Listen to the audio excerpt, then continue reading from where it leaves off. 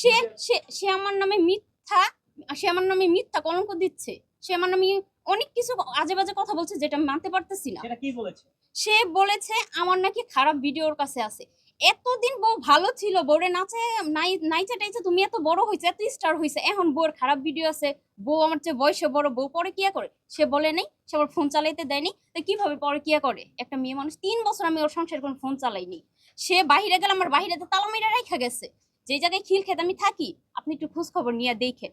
আর উনি যে বললো ওনাদের বাড়ি হচ্ছে বরিশাল, এইখানে থাকে একটা ঘর না কি যেন ওনাদের আছে, জায়গাও নাই ওরকম। ওর কাকাই থাকে ওইখানে, খোঁজ খবর নিয়ে দেখেন। ওনাদের কেউ ভালো বলে না, কেউ ভালো বলে না। ওই ওই যে বললো না করোনার মাঝখানে এসে ওই আমার 2 মাস সম্পর্ক বিয়ে করে, যে সুবাস্তুতে যে উনি থাকে ওই জায়গায় একটা, ওই যেই মোবাইল কোম্পানিতে উনি জব করতো ওইখানে একটা মেয়ে আছে। ওই মেয়ের সাথে আজে বাজে কাজ করে মেয়ের বাচ্চা পেটেছিল।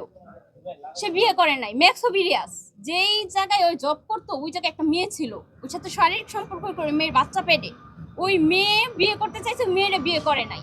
ওই মেয়ের বোন, তারপরে ভাই, ওরা ধরে ইচ্ছা মতো মারপিট করে। ওরে মারপিট করার পরে ওই যে ওই কি যেন বলে সুবাস্ততে ওই জায়গায় থানায় ওই জিটি করে। ওর রাতারাতি ওই জায়গাতে পলায় আসা পড়ে ওই মেয়ের বিয়ে করবে না বলে।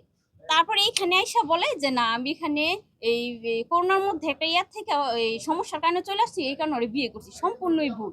ওইখানে একটা অকারেন্স করছে, ওর নামে জিটি হয়, গাজীপুরে আইসা পলায় থাকে। ওই কিভাবে বলে? রিয়া যে মূলত ভাইরাল হতে চাইছে, কারণ উনি বাংলাদেশের মধ্যে একজন টপ। ওনার ওয়াইফ যেহেতু রিয়ামণি, ওনার সাথে কাজ করে, রিয়ামণি সবাই চিনে, ভাইরাল। তো রিয়া যে চাইছিল যে ওনার সাথে ভিডিও করে, মাঝখানে প্রচুর ভাইরাল হয়ে গেছে, যে 2 একটা ভিডিও করে ভাইরাল হয়ে যাক। যেহেতু রিয়ামণিও ডান্স করে, বারে জব করে, রিয়া যেও কইলাম এই বারে এই যে কি যেন ওইটার কাজ করতো, তো দুইজনে মিলা গেছে। সেম সেম ওরা নাইচা গায়ে খায়, ওদের অভ্যাস। না আমার কোনো কষ্ট নেই, কেন কষ্ট থাকবে?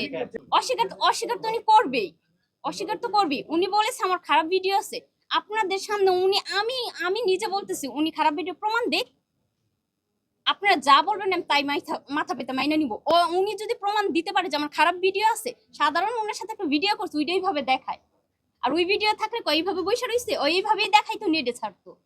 অবশ্যই আছে, না থাকলে আমি ওয়াইফ 3 বছর ধরে আমরা ভিডিও বানাই, কই আমরা তো ধরাধরি ঢলাঢলি করি না। এটা কি আপনারা নিজেই দেখেন, আপনারা দেখেন। এদিকে দেখান। তাহলে কি আপনার সংসারটা ভেঙেছে রিয়ামনির কারণে? অবশ্যই অবশ্যই, কারণ উনারে বারে বারে বলার পরে উনি, হাজবেন্ড ওয়াইফের মধ্যে ঝগড়া লাগে না? সবার সংসারে ঝগড়া লাগে। আমার হাজবেন্ডের যেটা মানা করবো আমি সেটা করবো না, শেষ। হাজবেন্ডের সাথে ঝগড়া করে তুমি অন্যজনের সংসার ভাঙ্গা দাও, অন্যজনের স্বামীরা কায়রা নাও, এটা কোন ধরনের মেয়ে তুমি? না না, ওর তাহলে তো ওর আমার মধ্যে পার্থক্য, মানে সেম সেম আমরা হয়ে গেলাম না। অনেকেই বলছে যে আপনিও হিরো আলমের সঙ্গে ভাইরাল হওয়ার জন্য হিরো আলমের সঙ্গ ধরেছে।